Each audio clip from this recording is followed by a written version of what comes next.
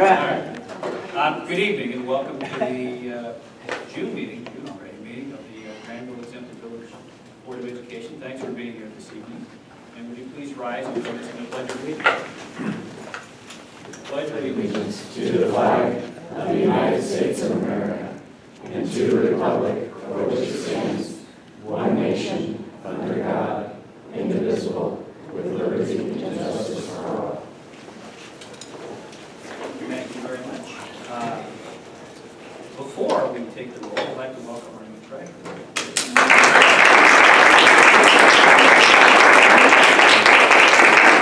We're thrilled to have you join us. Thank you. Will you please take the roll? Mr. Dean. Here. Mr. Miller. Here. Dr. Corman. Here. Ms. Dietz. Here. Mr. Wolf. Here.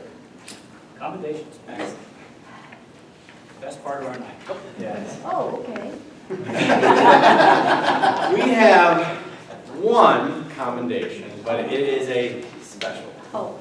So, Maj, would you like to come and stand next to me while we're doing this? Yes, I That way we can all just stare at you. All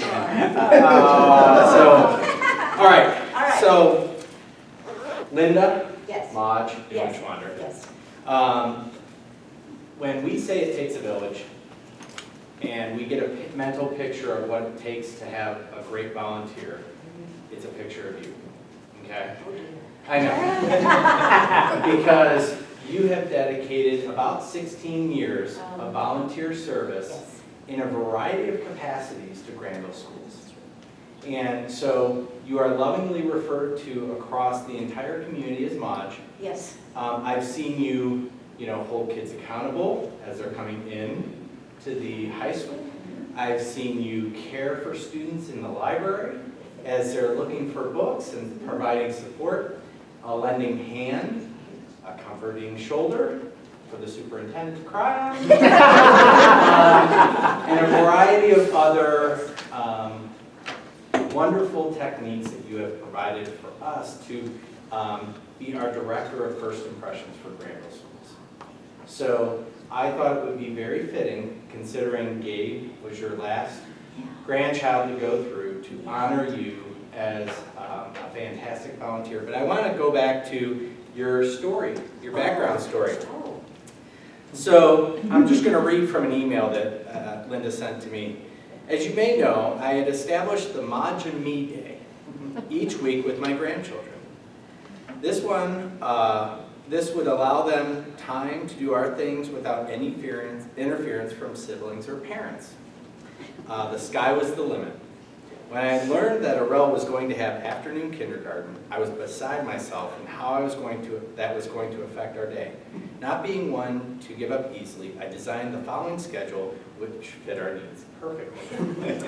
Pick up Arel at 9:30, back to my house to read stories, watch our favorite TV shows, shop, baking, which is Arel's favorite, or whatever else suited our fancy. 12 o'clock lunch p.m. at our choice of eating establishments or a peanut butter and jelly sandwich under the tent lovingly built with blankets and pillows in Maj's family room. 12:45 class for Arel and me to GES Library to help shelf books for then librarian Becky Reed. Yes. 3:30 Arel to the library to collect Maj, and off we went to finish our day together. So it began, and now 16 years later, the grandchildren have all moved through the Granville school system and are on their way to part of their lives in which I will only share text messages, phone calls, and special holidays. Yes. I know how that's like. Yes. I would be sad, except for the opportunity to volunteer has been a great adventure, meeting people and students, enriching my lives in so many ways. Thank you for one of the best times of my life. So, we feel the same way. Oh, good. Thank you. So, thank you very much, and we love you too.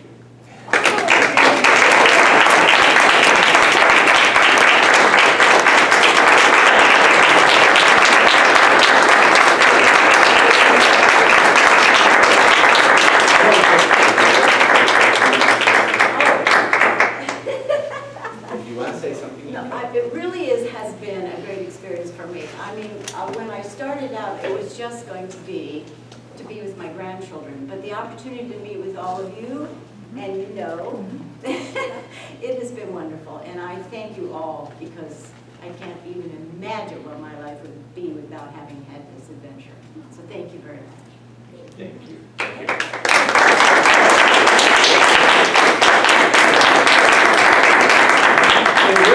Hold on, it wouldn't Oh. be fair Oh, for me to Nice try. not mention the fact that Mr. Neuenschwander Senior would also participate in a lot of our board meetings. You know, he was one of the few that would come on a regular basis to hold us accountable.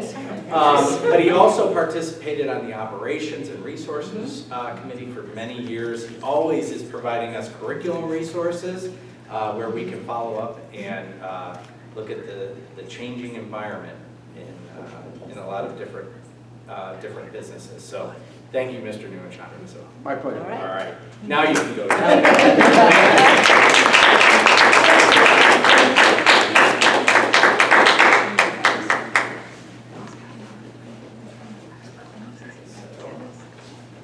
Next, staff reports. So I'm up here anyway. So tonight what I'd like to do is kind of do a little storytelling and journey sharing of where we've been, not only this last year related to our academic program, but really talking about 5 years ago and where we started this journey through the innovation process. And so I think this first slide is where we started the early years, and I shared this at the convocation several years ago. But I think when I first got to Granville, you know, even my own orientation was maybe a little bit of an over-reliance on data. So significant over-focus on quantitative data in the age of accountability. We have a ton of data, okay? A lot of that is programmatic and higher level. The most important data is what happens in a classroom every single day. And I think we've reprioritized those data sets because when you're doing very well, it's good, interesting validation of the work that you're doing. But you're really now relying on the classroom data where teachers are actually changing their instructional practice to meet the needs of individual students. And that's the most important data that we've utilized. And that data has obviously taken us to very high heights. We appreciate that data, but we also went through a process where we said, okay, the data is good, but we can do better. And what ways can we do better? And that was our conversation around innovation. And our innovation kind of got us focused on our learning foundations. And I show this slide just about every time I get up in front of the board or the staff, but the Learning Foundations is an artifact of our continuous improvement mentality. And it's the intersection of curriculum, assessment, and instruction that gets at the heart of student learning. Curriculum is what we want students to know and be able to do. Assessment is how do we measure their performance and progress, and the instruction is how we deliver that curriculum. And you can see several initiatives that have been a part of our academic professional development for many years. The use of learning targets, student ownership of learning, offering descriptive feedback to students, and then most recently, really orienting towards project-based learning. And that project-based learning lens really helped us kind of talk about the outside ring of this Learning Foundations, which was really there to represent the 21st century skills. But for the most part, those 21st century skills that have been around there were kind of the ones that are traditionally talked about when you're thinking about the 4 C's of innovation or 21st century skills. So we wanted to kind of look at that more holistically and go through a process so that we would own whatever we decided those mindset, skills, and dispositions were, instead of just taking them from some body of research. So we started this transition period away from the accountability structure and more towards what we thought were the necessary mindset, skills, and dispositions for our students. And there were several things that helped us along that line, that transition period. You know, we did a lot of book studies.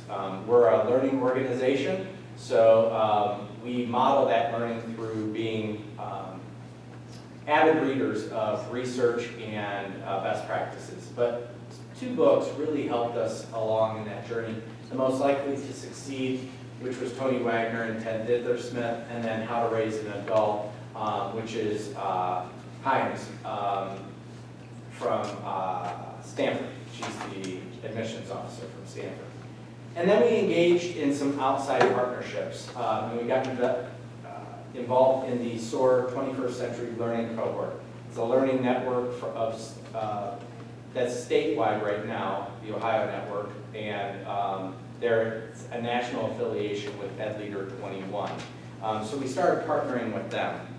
And then we got into, after the innovation process concluded, project-based learning. We spent an entire year just learning about that instructional framework as an entire staff, K through 12, so that no matter what classroom you're in, what building you were in, if you were referencing project-based learning, you could use the same language in a kindergarten classroom as you could in a 12th grade classroom.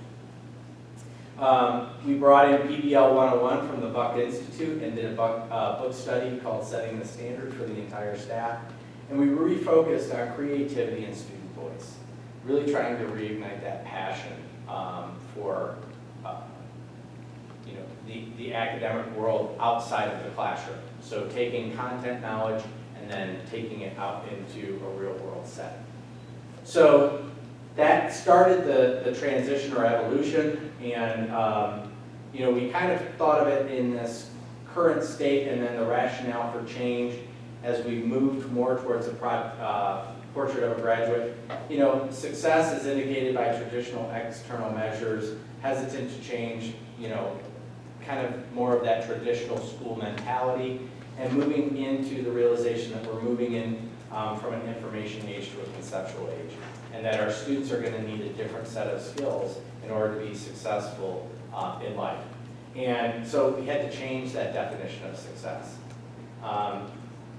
And you can see the quote down below: if schools don't make the shift towards teaching 21st century skills, students will not acquire these skill sets. And we have been committed to making sure that our students were ready and able to go out into the world and be successful in just about any environment.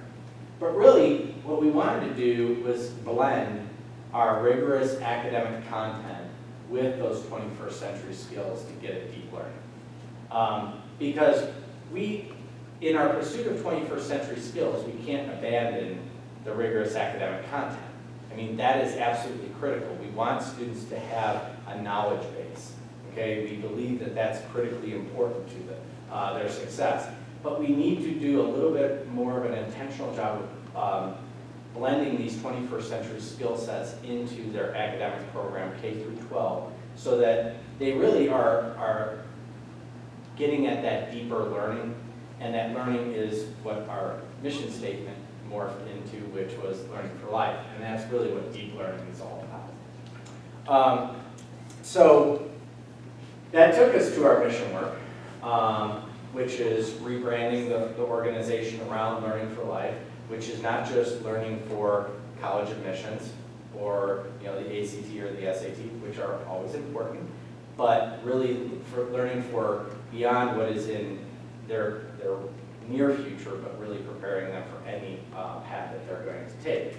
And that conversation and the influence of project-based learning really brought us to try and identify what is our North Star. What are those skills, mindset skills and dispositions that we want all students to know? And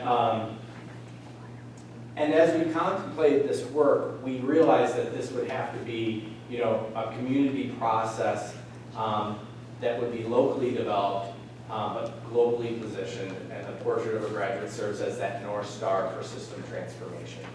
And so what I can share with you is a lot of these things that you're going to hear about in the portrait of a graduate are things that you probably, if you've had a student go through, will say, yeah, well, we did that, And what we're trying to do is build it intentionally throughout the entire organization, K through 12. So it's not by chance that they experienced it, but it's by design. So we really want that, that process to be intentional. So our problem of practice, so when I say problem of practice, it sounds kind of negative. But what we try and do as a learning organization and part of continuous improvement is identify, what are some of the things that are going on, and then work with a design team or a staff team to kind of work on those issues. So we partnered with Battelle for Kids, and we had several teachers join us in that process. The representatives were Jen McAllister from GIS, Lori Fuller from GES, and Jennifer Newell from GHS, and Meg Holler from GMS. And what we did is we identified this our problem of practice. Our classroom practices do not currently reflect the potential Portrait of a Graduate qualities. So what we needed to do was build staff or understanding and insight. So what we did is Ryan and I went and we presented to each building the landscape shifts that we presented to you, I believe in February, maybe earlier.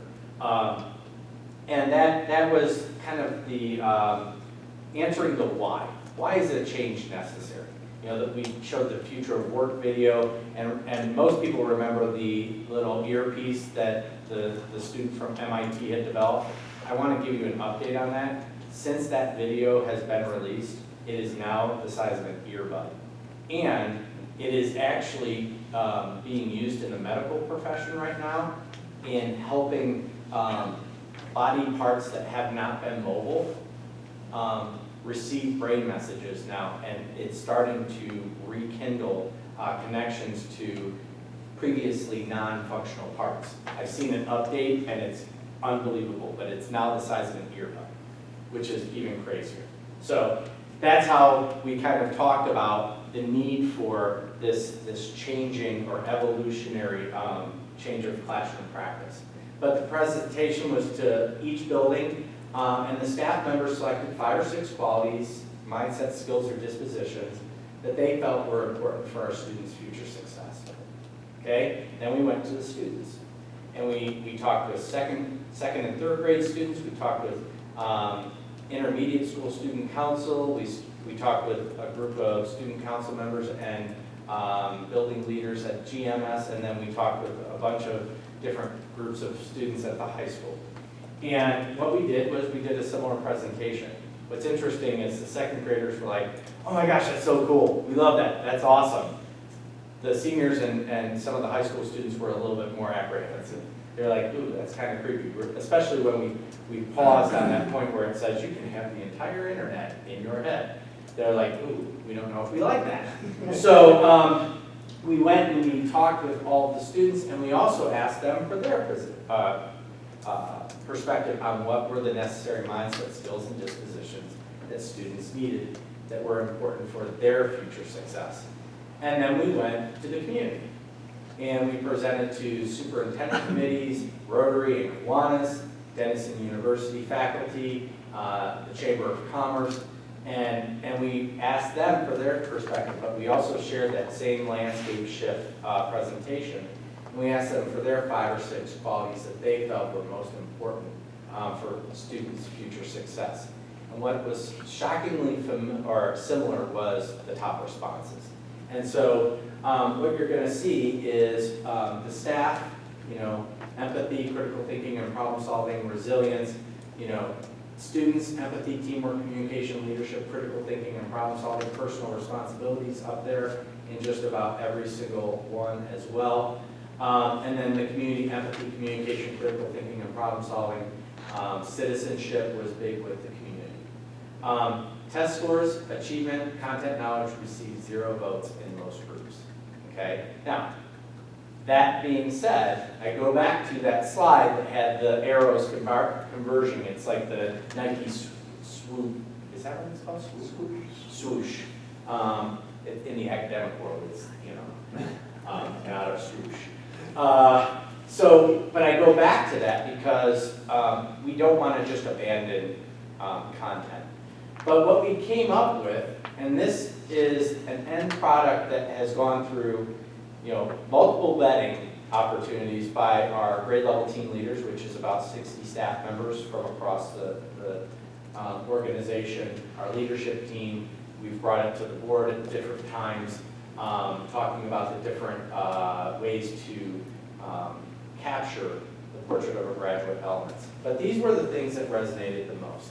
And as single words, they have power, but I think what is most important is the articulation of what they mean and how that fits into a curriculum articulation moving K through 12. So let me give you some examples. So they said, you know, empathy, first of all, they wanted it to be a little bit more, they wanted it simplistic, but action-oriented, so that people could, you know, kind of think about what might that be from an action perspective. They want students to be empathetic, and we'll talk a little bit more about what that means. Adaptable, collaborative, resilient, curious, and responsible. Now, you might not see critical thinking and problem solving up there, even though it was referenced as one of the most important things across each group. I'll tell you about that in a minute. But let me give you an example of what some of these things mean. When you're empathetic, you can demonstrate understanding of others' perspectives and needs, and you can listen with an open mind and understand others' situations. So again, as you unpack what empathetic is, you start to gain a little bit more or a little better clarification of what that might look like in a classroom as far as a teachable moment or how to notice those things. Adaptable.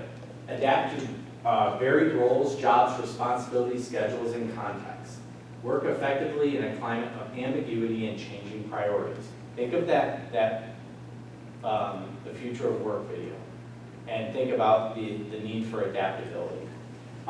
Incorporate feedback effectively. Deal positively with praise, setbacks, and criticism.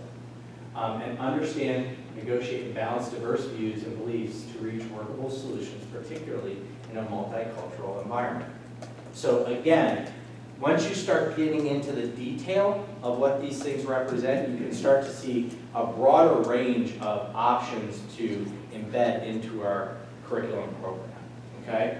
Collaborative. Demonstrate the ability to work effectively and respectfully with diverse teams, exercise flexibility and willingness to help, willingness to be helpful in making necessary compromise to accomplish a common goal, assume shared responsibility for collaborative work, and value individual contributions to each team member, okay?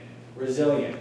Persist to accomplish difficult tasks and overcome academic and personal barriers to meet goals. I have to tell you, so my own daughter, Lily, who's going into 10th grade, has probably heard me talk about these about 1 million times. And so my YouTube TV subscription canceled on me yesterday. And I was trying to watch the end of the US Open, and I don't have, that's all I have. So there's no call system for YouTube TV. Like, you can't pick up the phone and dial the support system for YouTube TV. And I was getting very frustrated. And she's like, Dad, I think you need to demonstrate some resilience. And I said, go to your room. I'll just stay on my seat. But it was a moment where I had to think, what am I modeling? You know, this is the real world. 2.5 hours later, I got YouTube TV. It shouldn't take that long, but also a part of resilience, viewing failure as an opportunity to learn.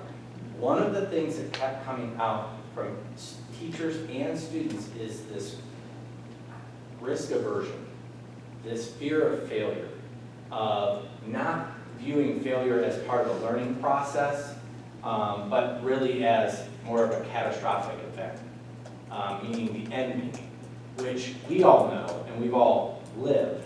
You know, when we make mistakes, we learn from them.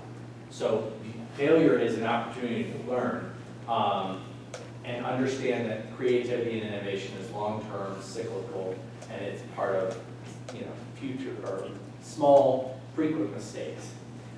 Curiosity. Identify and define and solve authentic problems and essential questions. Use a wide range of idea creation techniques such as brainstorming, divergent and convergent thinking, and then elaborate, refine, and analyze. That kind of gets at that whole notion of design thinking.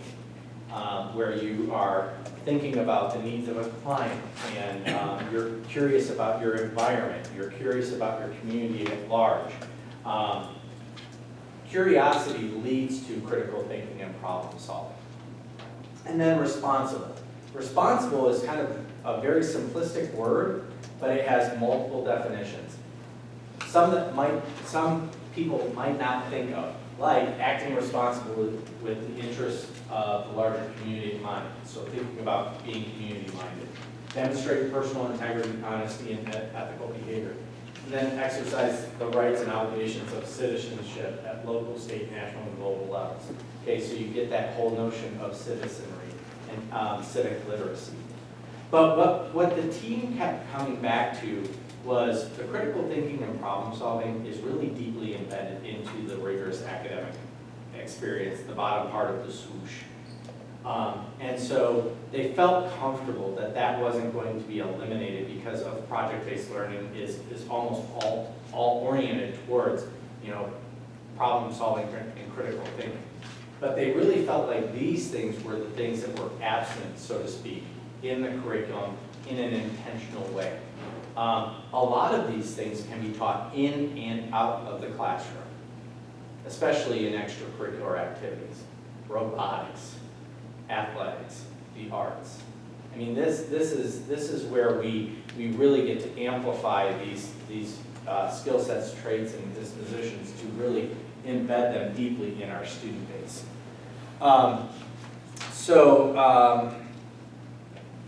We will further design or articulate those into instructional frames. I'll give you some examples of that later. But really what we're doing is now taking 21st century skills and rigorous academic content, blending them towards deep learning and pointing at our future portrait of a graduate.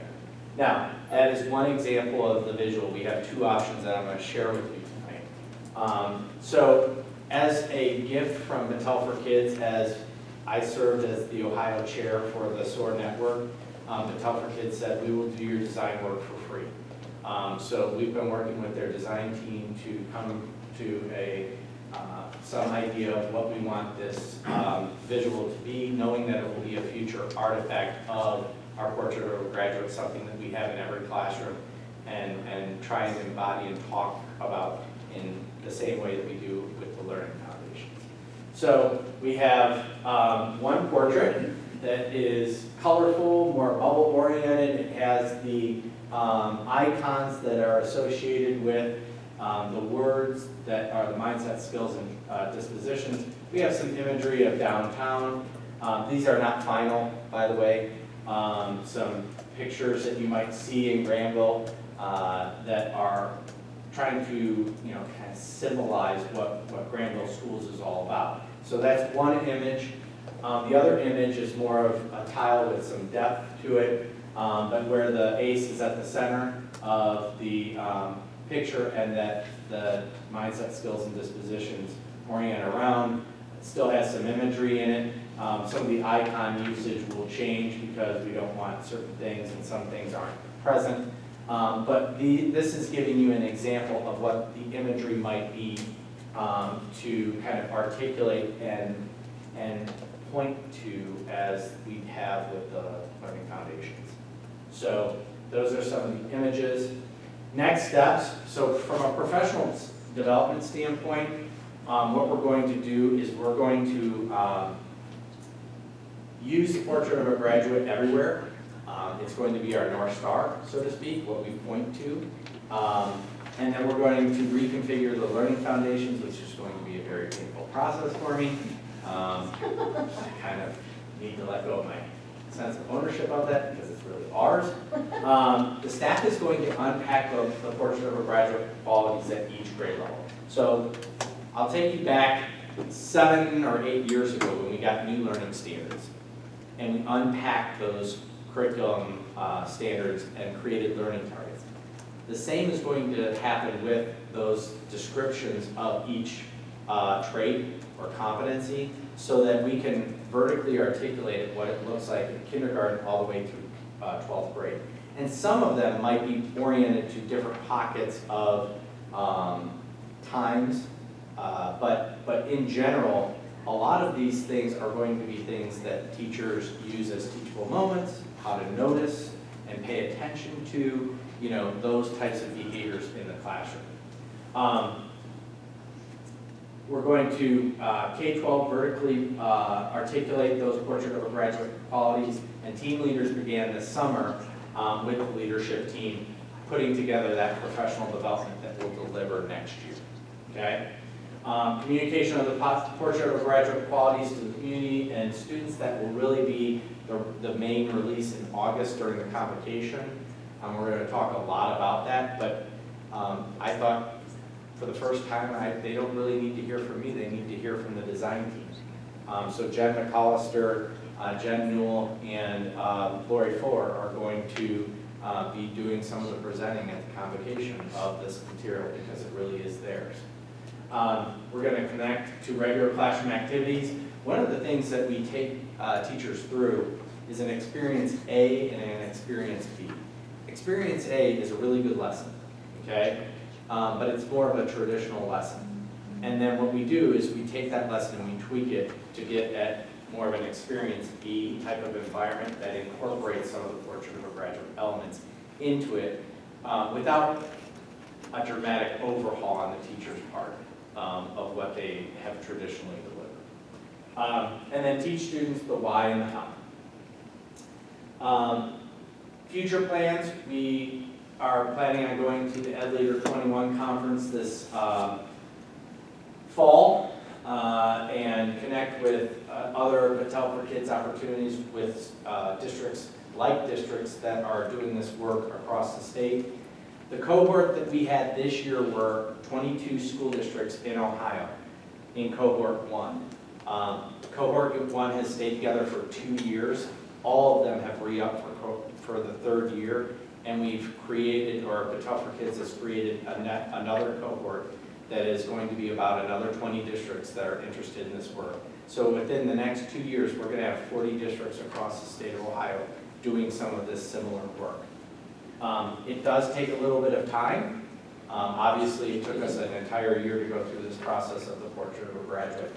And then what we're going to do is really orient towards trying to make that portrait of a graduate more digital and kind of a portfolio orientation for students to show how they've demonstrated those competencies over their time in graduate schools. So in a college application process, in a job interview, they can demonstrate some of those traits to future employers or a college admissions officer that is trying to determine how they've been successful in K-12.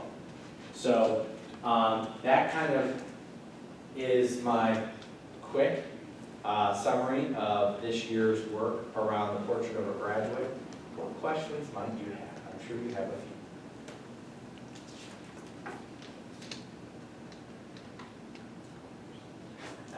Come on. One. So it says draft, Yeah. the list and so forth, what's kind of your sense of the finalization process? What feedback are you looking for us or from others in the community relative to this? Or So I don't believe that this is something that the board has to, formally adopt, although you may have a different perspective, but I just listed a draft because I wanted to have this conversation prior to saying, this is the final version and let's roll with it. I think it's super cool. I think it's just like really a great way to refocus our education. I'm really excited about the concept of portrait of a graduate. And I think that there's been a lot of great work into this with all the different surveys of young people that have been looked at and so forth. So I think it's fantastic. And it sort of warrants that because it's our North Star. Yeah. Right, it's sort of a big deal, what you choose, and even the wordsmithing of a mission statement or a portrait of a graduate is super important. So that's good. Well, it's so funny, through this process, everybody has kind of their thing that they're holding on to, the piece of language that, teachers are like, well, it has to have this, it has to have this. And when the grade level team leaders oriented to, the simplistic words, and then they kind of got to this last version of, just the 6 articulated words, it kind of felt right.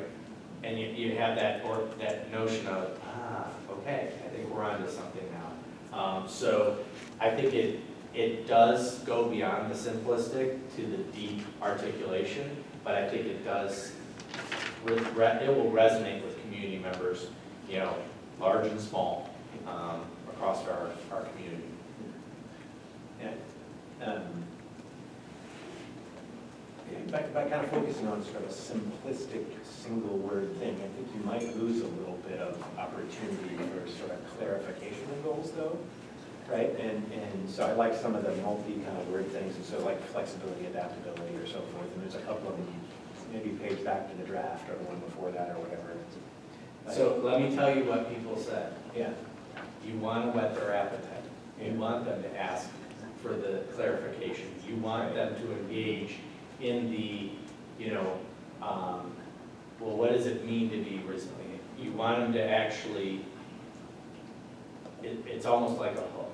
Mhm. So we talked a lot about that during that evolutionary process. it seems like resilient and adaptable are in a lot of ways very similar, right?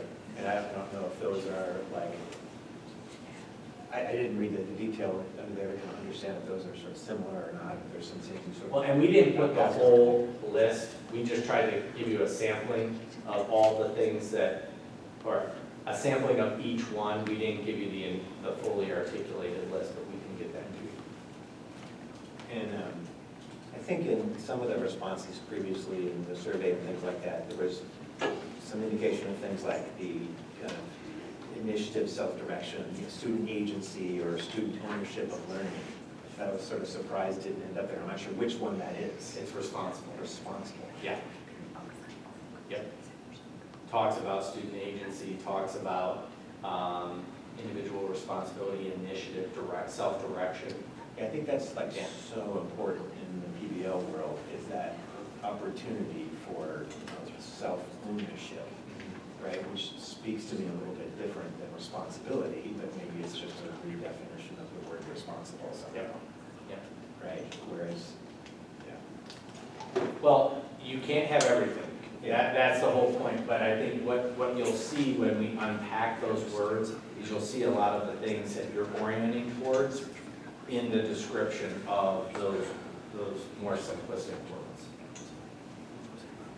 I already see in the, like, I like having the descriptives, because you already see that it's geared towards education, right? Yeah. Like, so you can see how, I mean, if you just talk about curiosity, you're like, oh, can you really teach curiosity?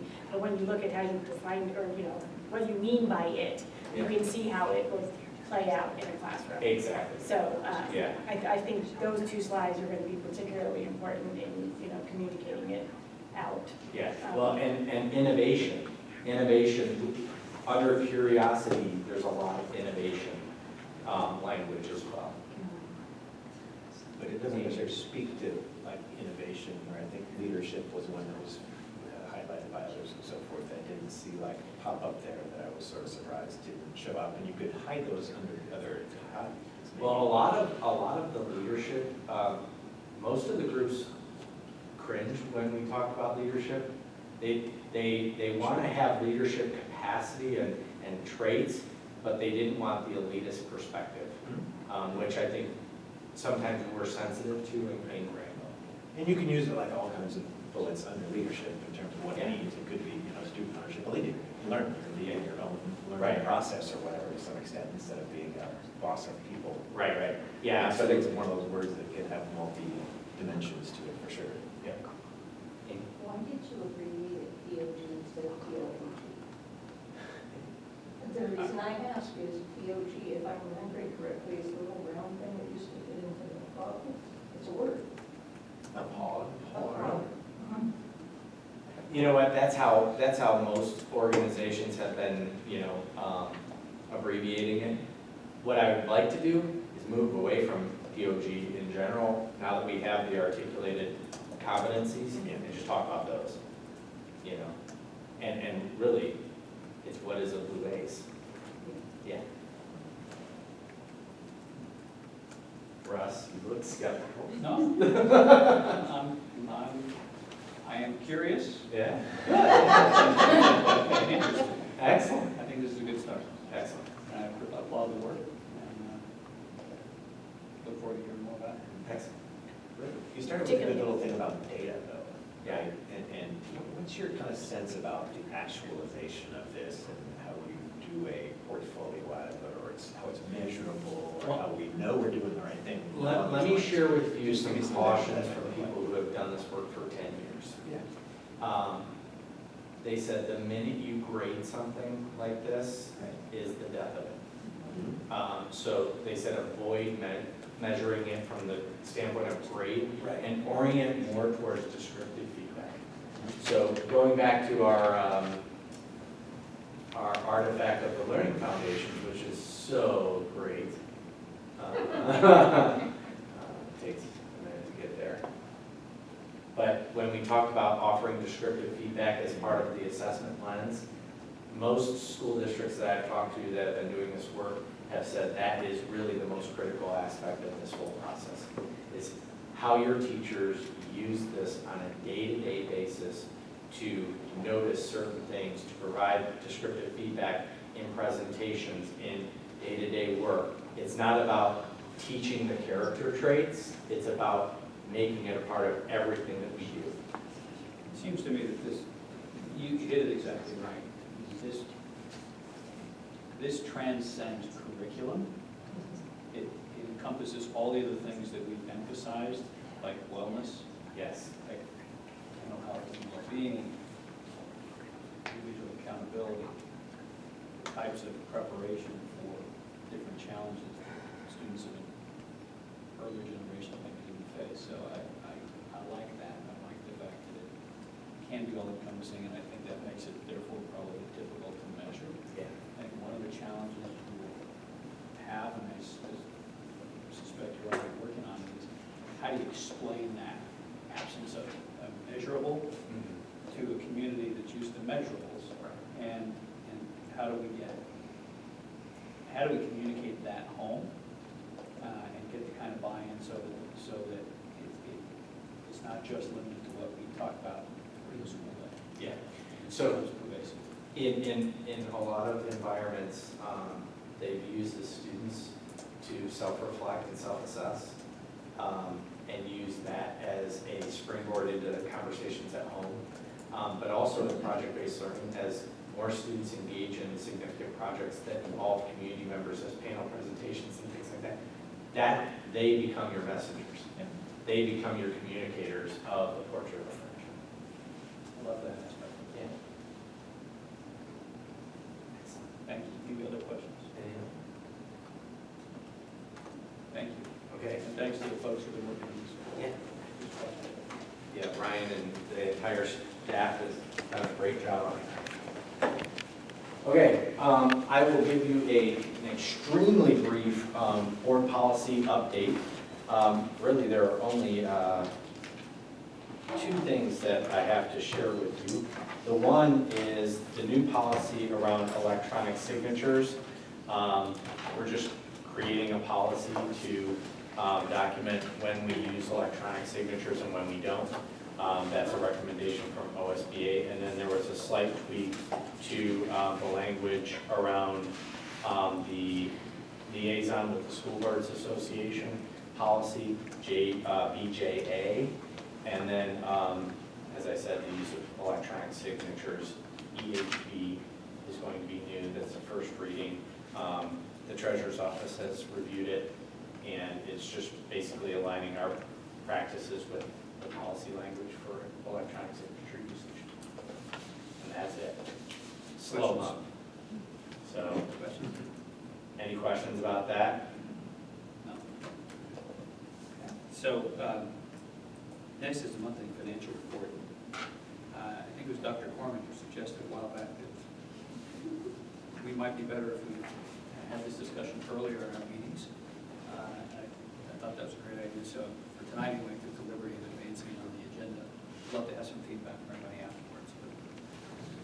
But Brittany, if you would. Yeah. So you have May's financial report in front of you.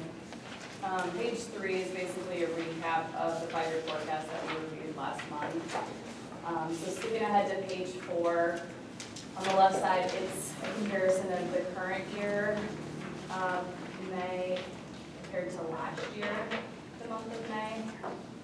And the one issue to note here is kind of following us all the way through from March through May, is the timing of our property tax payment, and then subsequently the property tax allocation payment, so it creates kind of a timing issue there on the revenue side. And then on the expenses, in total, we're about 2% above where we were last May, which is mostly in the supply line, but I will talk more about that on the next couple pages. Can I ask you just yeah. on the revenues? The revenues are about where we projected them to be, just, Yeah, so we are probably gonna be within about $100,000 of our forecasted revenue in total for the year. thank you. So page 5, this is a comparison year-to-date, so July through May, compared to last year as well as compared to our estimate. So we are, like I mentioned, pretty spot on.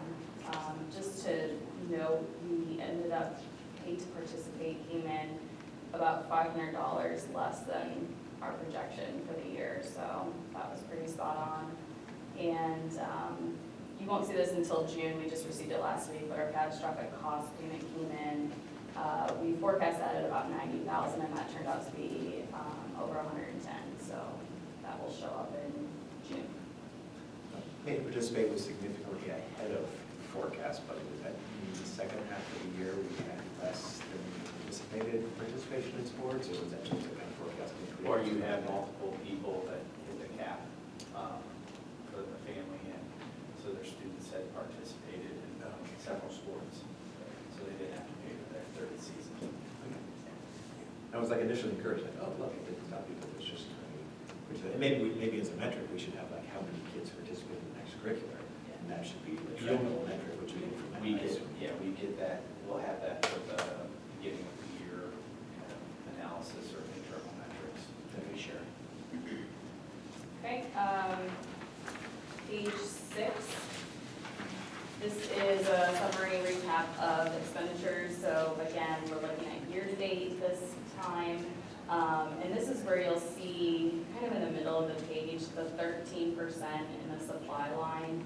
And so I did a little bit of digging on that, and it was a couple payments, one for some water treatment supplies and then fuel for buses that were higher than previous year. So just probably a timing issue there as well that hit during May.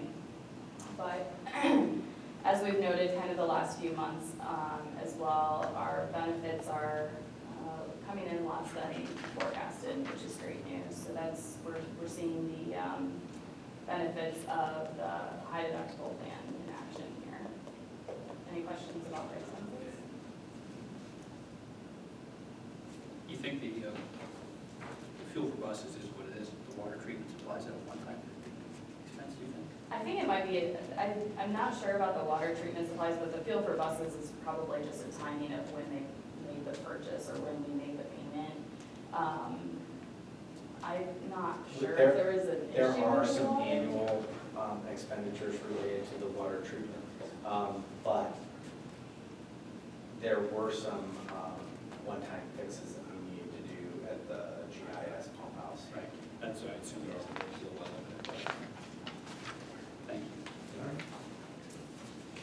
Page 7 is just an update with our monthly cash balance, showing that we are above our benchmark through fiscal year 2020.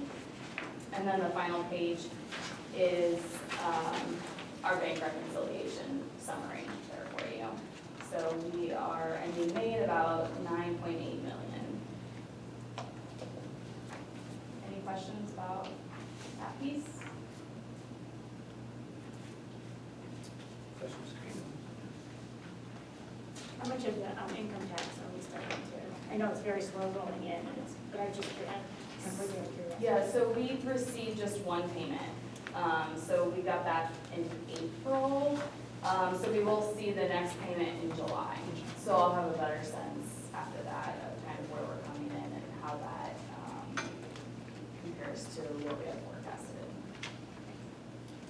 Yeah, so next month we'll have the full year results back. Yeah, yeah. I think it'd be really helpful to have like more linear trends along with that, so if we're talking about just not last year, but how we do on a longer period basis, over the last 5 years or something, and what Yeah. the key trends are in key areas.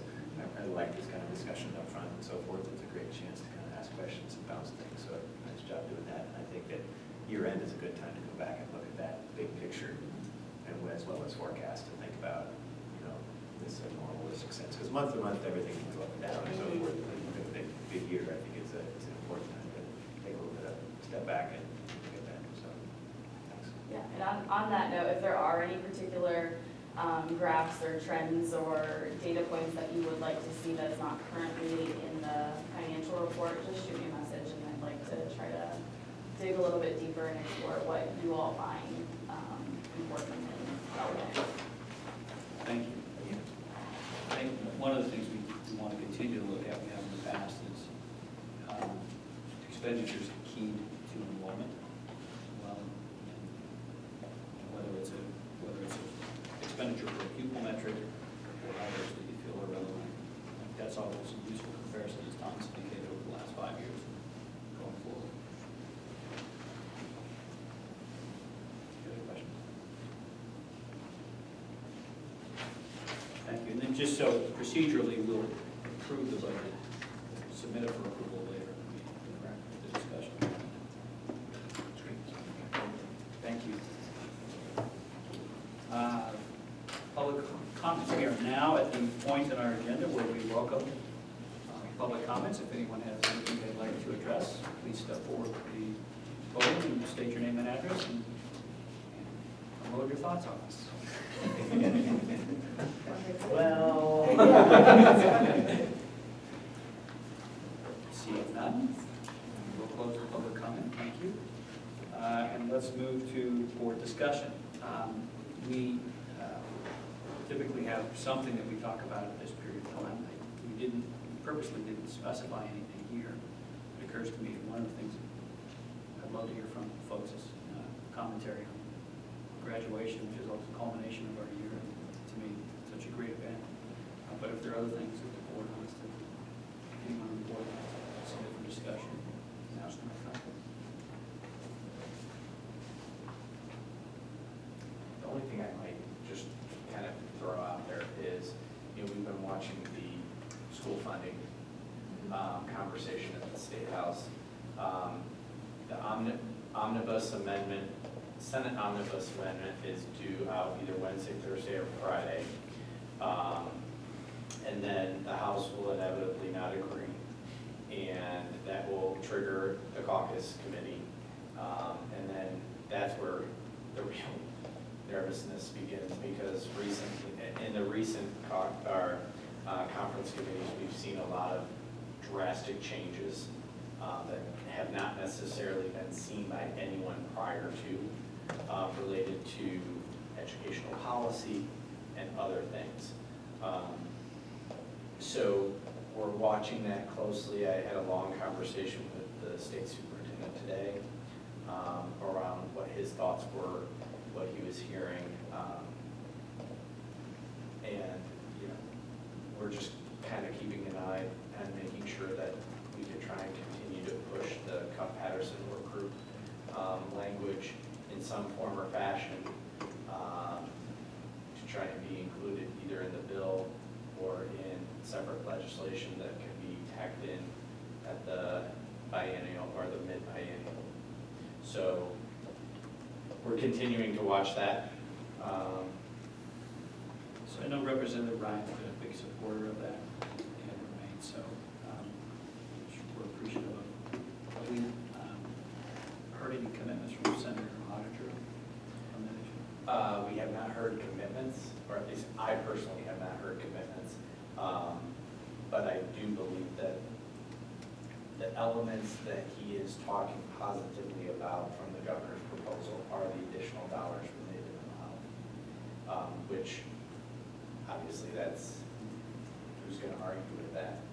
I think the danger in the governor's program or plan is that you're flat funded. When you're flat funded, there's no formula. And 2 years down the road after this budget, in the absence of a formula, potentially a recession, very difficult time getting any funding. So there's the real risk. And there's nothing tied to growth and enrollment. Correct. Nothing tied to growth or enrollment, everything is status quo. So, yeah, it's, nobody in the state of Ohio benefits from the governor's plan. Even though they might be getting additional dollars, when you're flat funded, it's not a good thing for any school district. And our friends in Lincoln Heights absolutely don't like this, because they've added 900 students in the time that, they'll add 900 students over the next 2 years probably, and, they're not gonna get any additional funds. So, we'll see what happens. Just thought I'd throw that out there. On that note, I want to commend Amy Deeds for the powerful letter that she wrote to the Speaker, to the Governor's office, in support of a rational funding plan based on the outlines of Cup Patterson. I thought that was concise, to the point, and I hope somebody's reading that letter, because it was spot on. Thank you for doing that. Another piece of legislation that, with your blessing, I will oppose vehemently is the forcing of a local school board to name a valedictorian and salutatorian. We have been very successful in recognizing all the talented students that we have in Granville. In the same breath, still helping them with the college application process that might require an articulation of their position in their class. And I think, for that, that's an intensely local decision, and I just think it's really, really bad policy to legislate that. So I will, with your permission, I might actually sick Ryan Burnett on the General Assembly. Help us all. Yeah. It's an example of bad fact, potentially making bad law. Correct.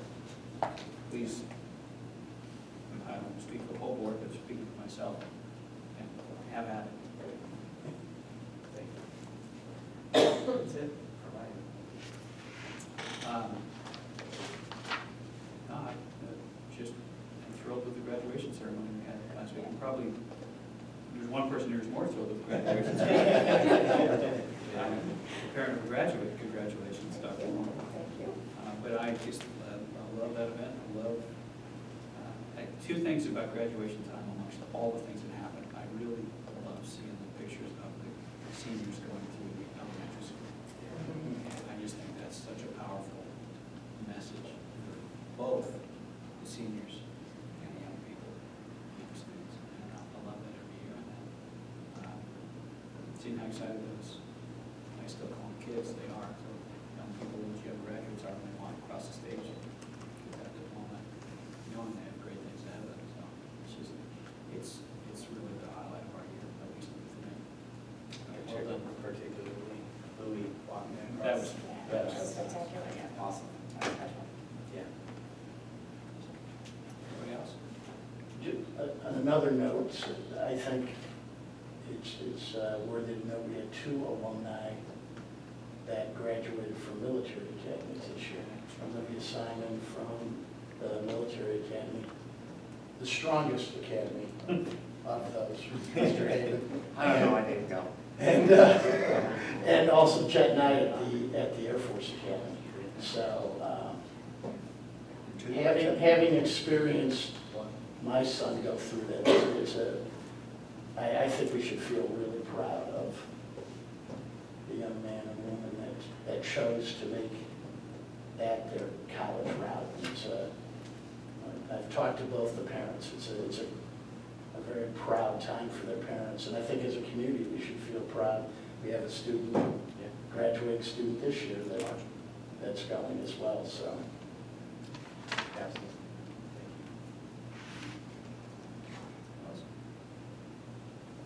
Okay. Let's move to board reports. Dr. Kwon? Well, it's gonna be really short because I left all my information at home, so. CTEC had a graduation They as had well. graduation, and I usually like update everybody with, the kinds of scholarships and college credits and, all that kind of stuff. So I will actually bring that in July. Probably the most exciting news is that the most outstanding CTEC student of the year was a Granville student. And she was in the EMS firefighting program. And her name is escaping me, which is terrible, but I will, bring that with me as well. But I wanted to see if we could get her to come for the meeting, but apparently she is kind of booked for the summer, so traveling and, starting new things, so, but I apologize to her for not having her name with me. But that is exciting that she's That's selected.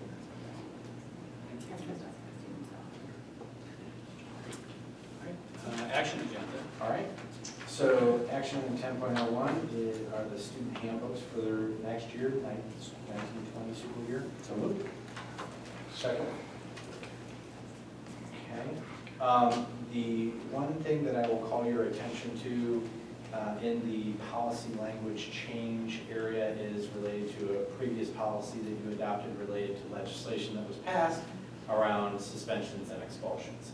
So that language has been changed to, one, allow students the ability to make up work and not penalize them academically, and two, an orientation towards in-school suspension versus out-of-school suspension for almost all the offenses that would be not falling into the dangerous safety and security realm at the elementary, but really that's kind of all the way through K-12. So we've adjusted policy language around that.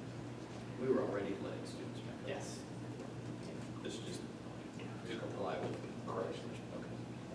Any questions? I appreciate the kind of highlighted copy that you passed along as well and so forth. A couple things I had a question about. One was about senior pictures. What sort of changed there? Like I have never paid attention to that before. I don't know what motivated that or if it's So- a thing or what. What motivated that is we went with a different provider so HR Imaging we used to have Liz Argyle as our photographer. We went through a bidding process, HR Imaging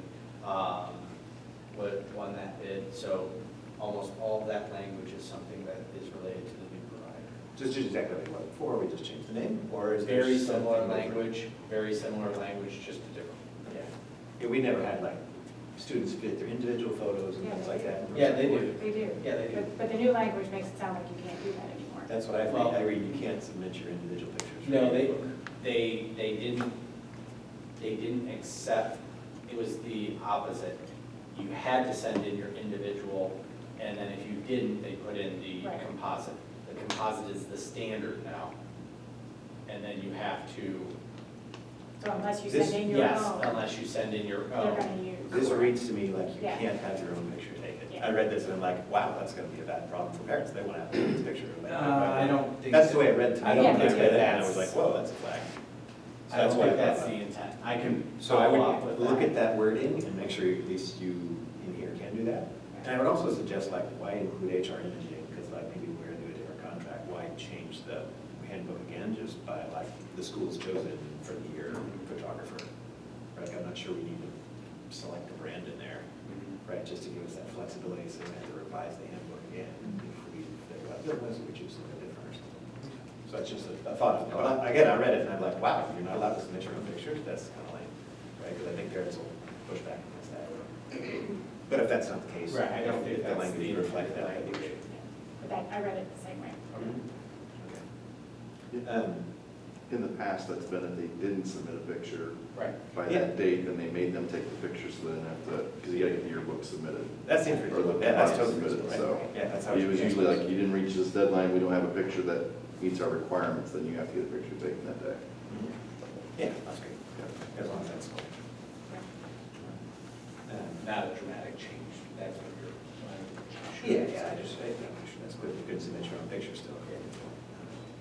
The other thing I kind of flagged in there was about avoidable excused absences, right? And this is something I've had a number of community members talk to me about.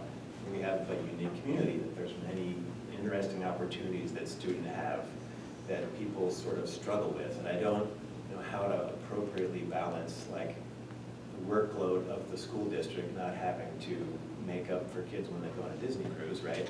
But permitting the opportunity if a student has an experience for a international mission trip or a speaking engagement at a conference somewhere or something like that, to be able to respect that and encourage that even, the extracurricular things You that are can very thank House valuable. Bill 410 for that language. Really? Yes.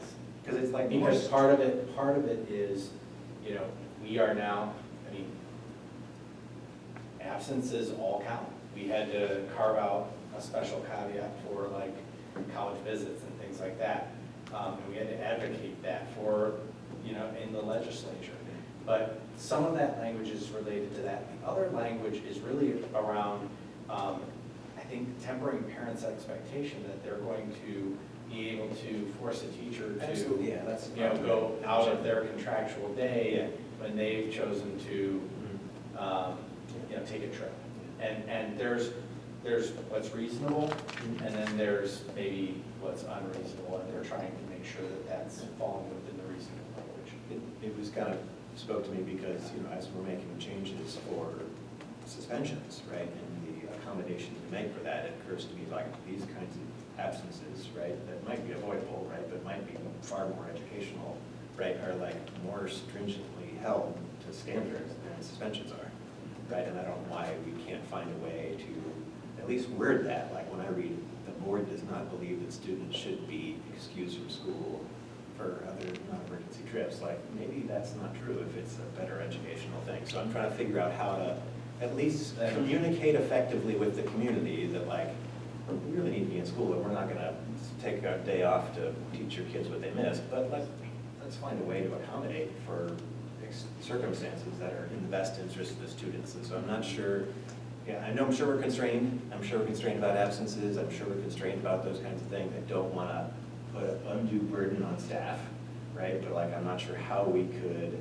communicate that and let people know, because there's, again, lots of people come to me and like, oh, can I take my kid out Friday to go to the science museum on my trip or something like that? And it's like, well, like the board believes that's not good. Well, I'm not sure that's true.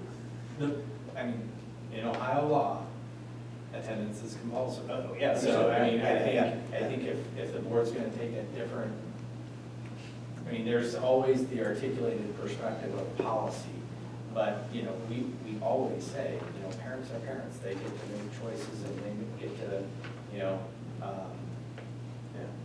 create the workarounds, but I think, you know, just to lessen the expectation that attendance is compulsory, I think would be somewhat problematic. Would you prefer that we say, rather than the board takes it, would you prefer that we say under Ohio law? Yeah, I think if you can kind of back yourself up like that, right, on Ohio law, I think that's maybe a little bit more comfortable to me, right, again, because I've had a lot of people come to me, like, wow, that would be a really great thing for your kids to do, but like, watch out for the truancy officer, you know? Right, because and it's weird that we have these constraints, right, because I mean, our kids are doing awesome stuff, right, and I think. You're gonna have attendance issues. Exactly, right, so we're constrained by these goofy rules, right, and tracking things and reporting things in ways that are not relevant to our students. So I'm trying to think about like, how do we be student-centered, right? How do we be student-centered in the communication that we have to parents? Without This is putting one of those me in a vehicles. position Without where I'm making, violating yeah, compliance putting you, with right? state law. Exactly. That's the caveat that I'm Or putting our staff in a position, right? Yeah, I can imagine we could put our staff in a position where people like to vacations in Florida and then all of a sudden come back and have to do a lot of makeup. But like, if we're being much more stringent than just kids that are suspended, like we offer the same level of like possibility to make up work as that, right? If it's something that you can justify a case for or something like that. Not that you should, you know, not to be seat time, right? Ohio law proves that, but like, what can we do to accommodate, you know, students having great experiences as an individual that might involve a day off of school? Just my 2 cents worth, and if there's anything you can think about, you wordsmith that. I've heard that a number of times from community members, so I thought it was worth bringing up. I thought some of that language there was intended to what you can and can't make up if you have this absence. And then isn't there something about like if you know, work with a teacher ahead of time to find out what you're going to miss? Yeah, I was You encouraged can by that. There is a still concept. turn that in, right? So there is some flexibility There is. in there, so I it's think not. they're just trying to temper Yeah. the expectation that, you know, Yeah. if you miss 3 labs, that our science department has to create 3 new labs for you in order for you to, you know. Right. But if you put the onus on the student to Correct. find out what they will be missing and how they're gonna make it up, and that it's their responsibility, not the teacher's responsibility, then, Or should have graduated. right, exactly, I think I think that flexibility is in that language, at least that's the way I read it. I mean, like, when I read the suspension language said, if you get all your assignments in when you get back, you're fine, right? And if not, there's late policy. Like, this is like, if you get your assignments in when you get back, you might be late, and you're gonna get dinged for that. Right, so I felt more flexibility and openness in a suspension case than I did in another. And that's compulsory language from the state. Yes. Yes, absolutely, yeah, I don't agree with that, right, but like, maybe we have the flexibility to include that same language, right, in terms of like when assignments are due or things like that, right, and I guess maybe that puts extra burden on staff that we need to consider in there and so forth, but at the same time, it's much more, amenable. Maybe there's a little bit we could do in here that encourages people like, yeah, you're responsible to get all the work done yourself, and don't expect it from the teachers, but we're not gonna ding you for it as well, right, if it's truly a better experience for the kid. But That's your choice. when you say ding you, I mean, Well, I we don't mean- have a lot of latitude on excusing things that don't necessarily hit the excuse language in the law, so. But from like a grading perspective, if you turn in your thing, a couple of days late because you were doing something else, right? Maybe we should have a policy that states that's okay.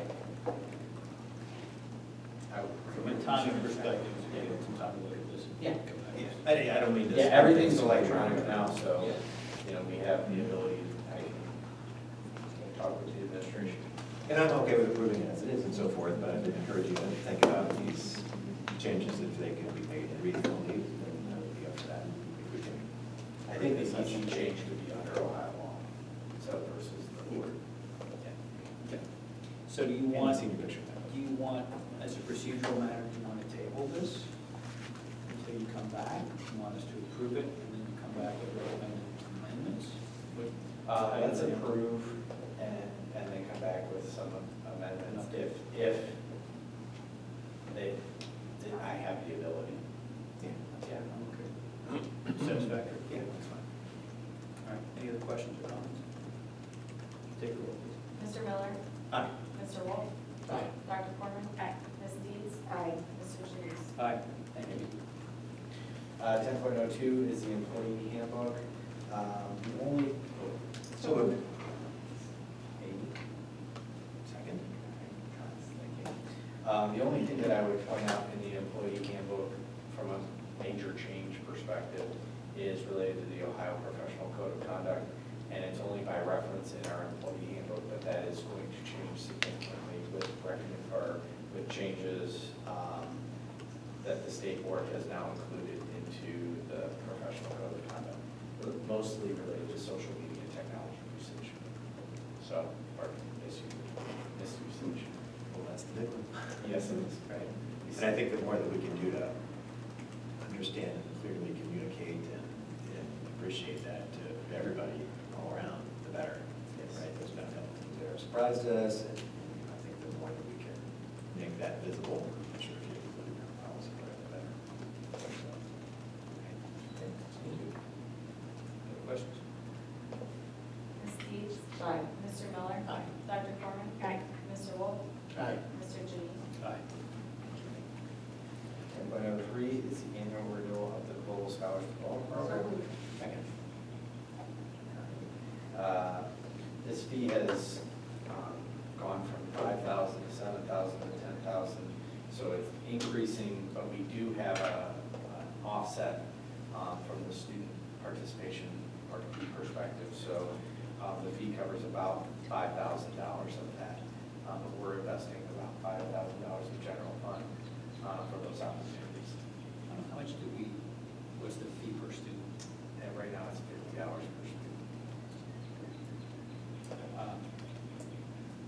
So I might suggest, because we've done this within other areas too, we try and offset the cost. We might look increasing that cost to cover the increasing cost. I also know you're looking at alternatives if the costs keep increasing for this program. Correct. We found alternatives. Yeah. That would serve the same purpose.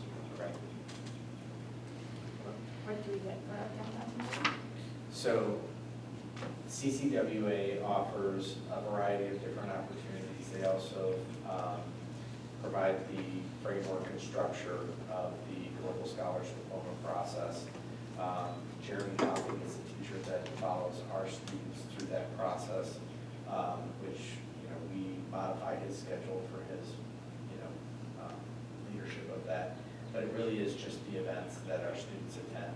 So they attend probably 2 or 3 events annually that require CCWA to expend revenue. But how many students do we have a year typically in that? 80 to 100. Yeah. And what percentage of those participate in the international trips? We probably average 40 students on a variety of different trips. I don't know how many of them are, They might not be the the same. vast students. majority are global Yeah. scholars, but I don't have a percentage. Some The are- first year was 100%, I can tell you that. After that, if they had spots open, they opened it to all students. Global scholar students would get first option for those, except for the French, Latin, and Spanish. Those are based on the subject, or the content areas. Yeah, I was thinking about kind of the cost of it, $50 relative to the cost of trips, which is pretty expensive, right? Is the program is really worth it. The program is such good quality, it's so well done and so forth. But I like Russ's idea of considering, adjusting fees, if not completely, at least significantly in response to the cost, right? Because we have a lot of costs with salary as well, and surround meals time and so forth. There's a lot of other administrative costs with it, so I encourage us to think about that. Well, and the thing that we push back on from to CCWA is really the power is when our kids get together with kids that aren't like them and interact in novel, unique ways. And so that's kind of free. All it is about getting kids together and giving them prompts, but there's a whole bunch of logistics around that. But to me, I think $10,000 is pushing the upper limit of what I think the value proposition is. And that's what, Mr. Chenise alluded to. I think we could probably, with the relationships that we've built with Denison, Ohio State, and others, provide some opportunities that are similar in nature. Owens Corning has, an international footprint as well. Typically, they take kids to Marysville and Honda, but there are other opportunities. I mean, it'd be really cool if our portrait of graduate work in terms of Bethany also has like an awareness component, right, of diversity and so forth, right? Because I think that would benefit all of our kids, not just the global scholars kids, to find more connections to different communities, close by, next door, or around the world, or whatever. So I hope that our whole curriculum can evolve that way, right, and benefit more than just the high school global scholars kids. Because there's neat technology and neat ways to connect that. There's a lot of organizations that are specifically doing that. So maybe with our North Star, we'll find ways to include that throughout the curriculum. Absolutely. So if you would look at adjusting that fee, and we've set the precedent with other fee-based services we provide, so I think it's appropriate. Any questions? Ms. Deeds? Mr. Miller? Aye. Dr. Corman? Aye. Mr. Wolf? Aye. Mr. Jennings? Aye. All right, 10.04 is the exempt employee salary schedule increase. So moved. Second. And this is the annual increase for our exempt employees, most of the district support staff that work in the district office, which is in line with the collective bargaining agreement increase. Questions?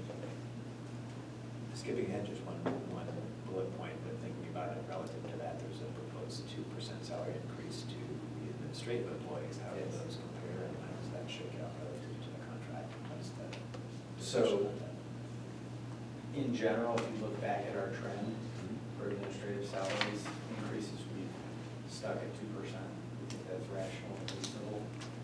And so that is what we're going to, in the 2.25 though it's is contractually. contractual. Yeah. It's the Well, same as the they're not- contract, same as the contractual language. Correct. Yeah.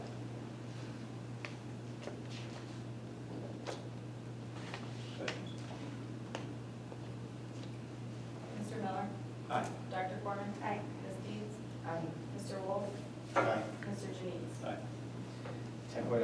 is the administrative employee salary schedule increase of 2%. So moved. Second. Okay, as I just stated, you know, we have a trend of 2% being rational and reasonable salary increases for our administrative staff, even though the collective bargaining agreement for the teachers is 2.25, we feel like 2% is reasonable. Questions?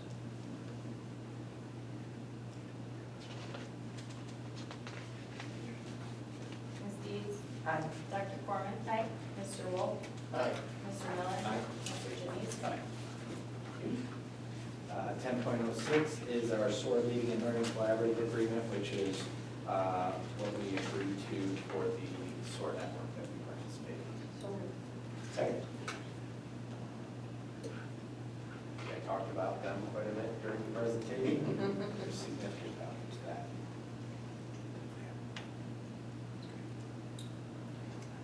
Ms. Deeds? Aye. Mr. Miller? Aye. Dr. Corman? Aye. Mr. Wolf?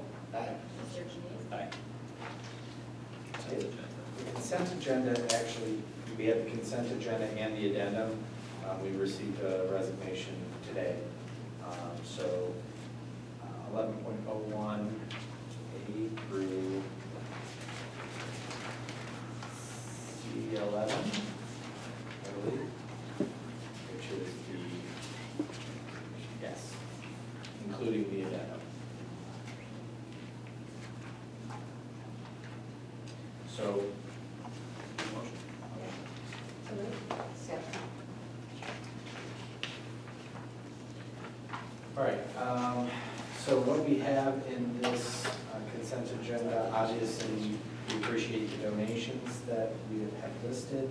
We have quite a few supplemental contracts for the 1920 school year. We also have a long list of substitute teachers, aides, and secretaries for the 1920 school year. As you know, that we are,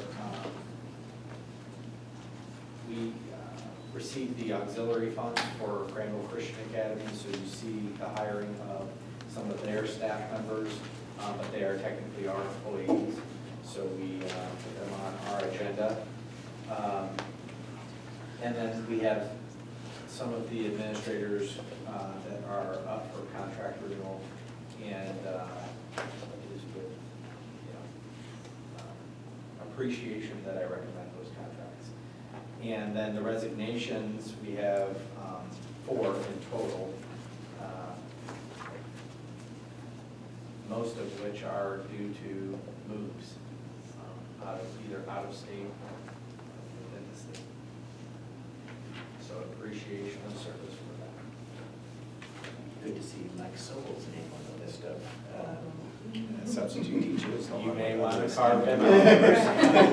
It's up to you. I do have a question, since I'm under the volunteer Yeah. for middle school. At state. Okay. It's going to be close vote, too. I'll bet it is. Under the Granville Christian, Yes. it's just a typo, it's supposed to be LEA.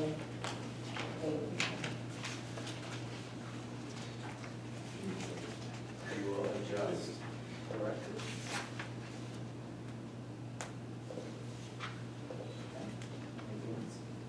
You ready? Dr. Corman? Aye. Ms. Deeds? Aye. Mr. Wolf? Abstain. Mr. Miller? Aye. Mr. Janice? Aye. Thank you. Sure you don't want to do a cut out of that? Thank you for your volunteer. Very good. Thank you for your service. That takes us to the financial. Item 12.01 is approval of the May 2019 financial report as attached. Second. Any questions? Open discussion?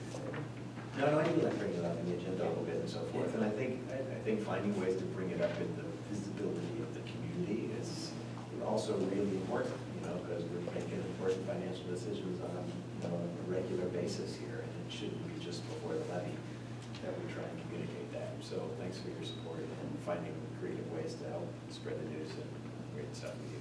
I think that's a really good point, that bringing it up earlier for folks that might have to leave. And I think it's really good that we do that. We always are transparent, and we're just making it that much more accessible to folks. Yeah. So, I agree with that. Thank you, Dr. Corman, for the suggestion. Very good.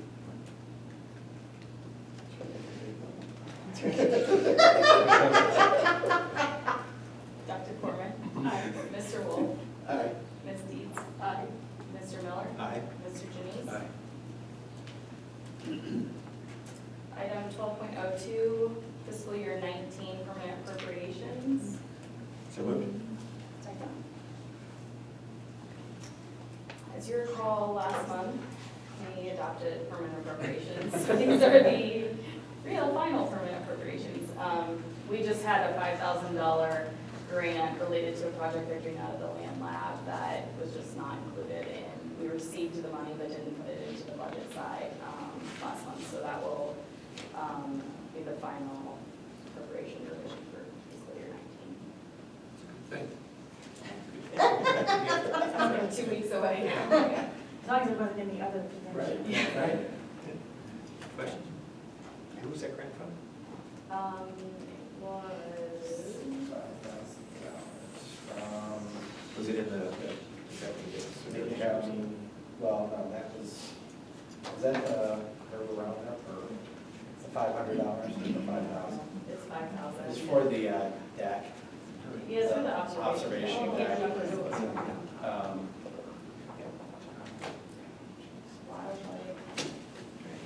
It's been interesting because like when we first approved the land lab and the expansion of the lab and so forth, I didn't feel a lot of like community organizations that were like ready to chip in a bunch of cash and money, right? But it turns out that like we're getting all kinds of grants and things like that that just want to keep rolling in because of the great stuff we continue to do there, right? And I think that's really neat, and it was interesting to me that that's kind of the way it shook out. I kind of thought, oh, these guys are going to want to help pay for stuff or whatever, but that's not the way it worked. And it turns out that there's lots of great stuff we're doing there that's U.S. Fish and Wildlife, it was just another additional, Is that in kind or is that? no, it's cash. That's all. Yeah, I know.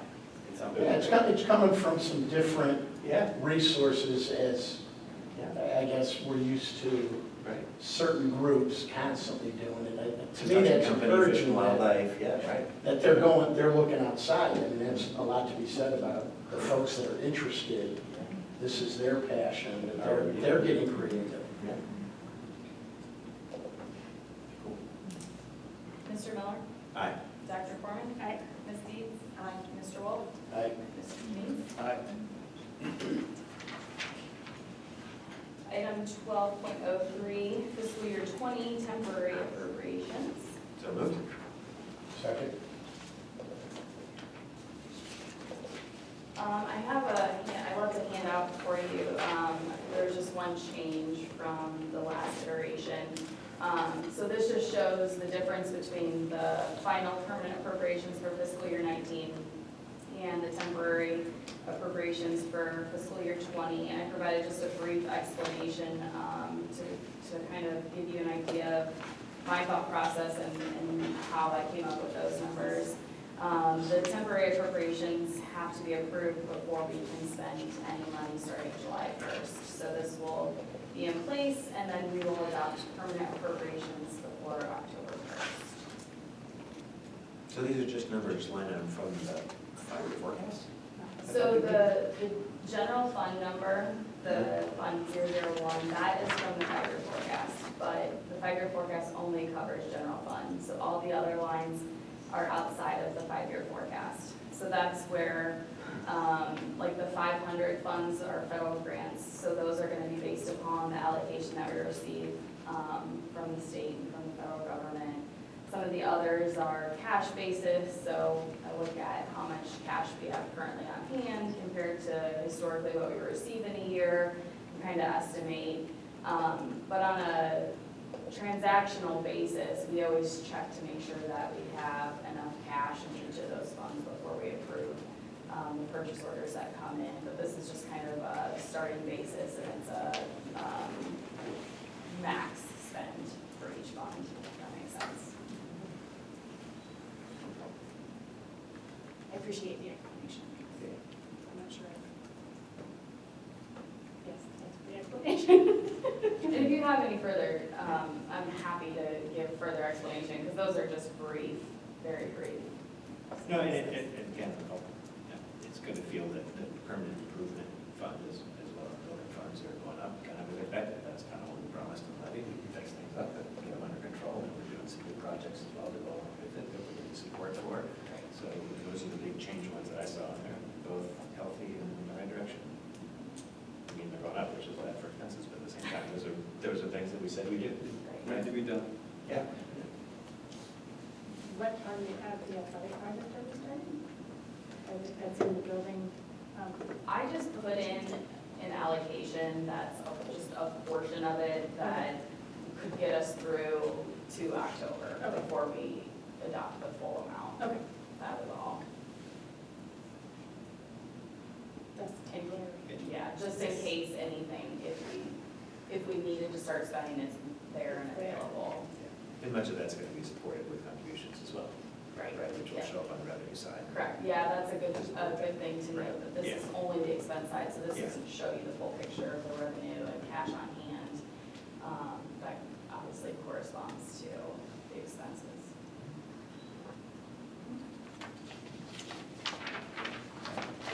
Mr. Miller? Aye. Mr. Wolf? Aye. Dr. Foreman? Aye. Ms. Needs? Aye. Mr. Janice? Aye.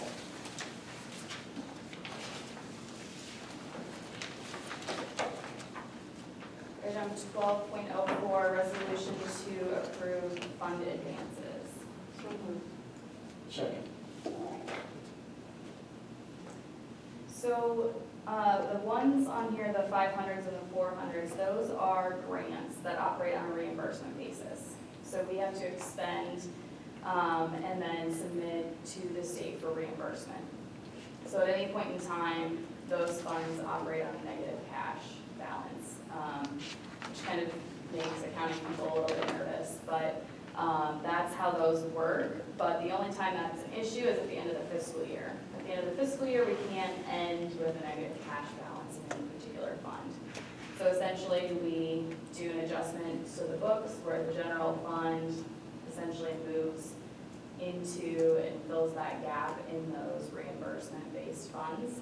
And then in July, we'll turn around and you'll approve the return of those advances, and then you move the money right back. Then we request the reimbursement from the state and essentially close out those grants.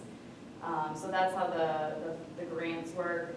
The district agency, the Fund 022, that is a relatively new process in the way that we record STRS expenses. So the idea is we want the 14%, that's the board's share of retirement for teachers, to hit in the individual line items throughout the year and have that be exactly the 14%. STRS, however, in their practice of how they actually charge us, how the cash moves out, is based on a salary estimate. So it's not based on your actual salary. And then at the end of the year, there's a true-up process. So we have tried to get them to change that, but they've insisted that this is how they're going to do it. So we run it through this fund, and then when we receive the true-up at the end of the year, it will go into this fund and should balance out to zero when all said and done. So that is my recommendation for the advances, and then like I said, in July, we'll reverse.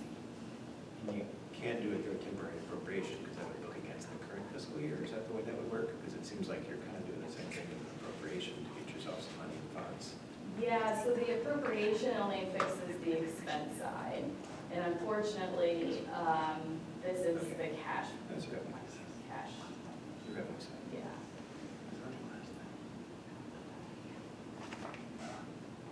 See, I completely trust, it just seems convoluted to me, but you know. It is.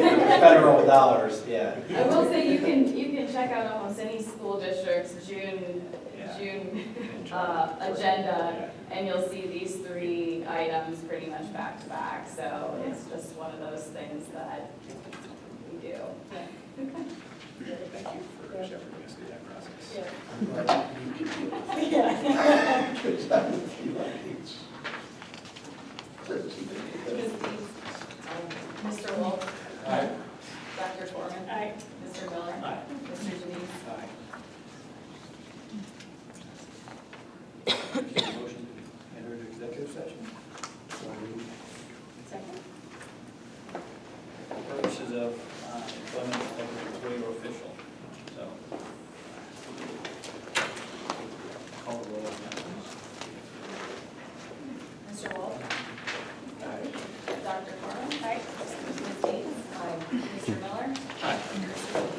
Our camera's focusing on too. We'll have to know further action in 3 more weeks.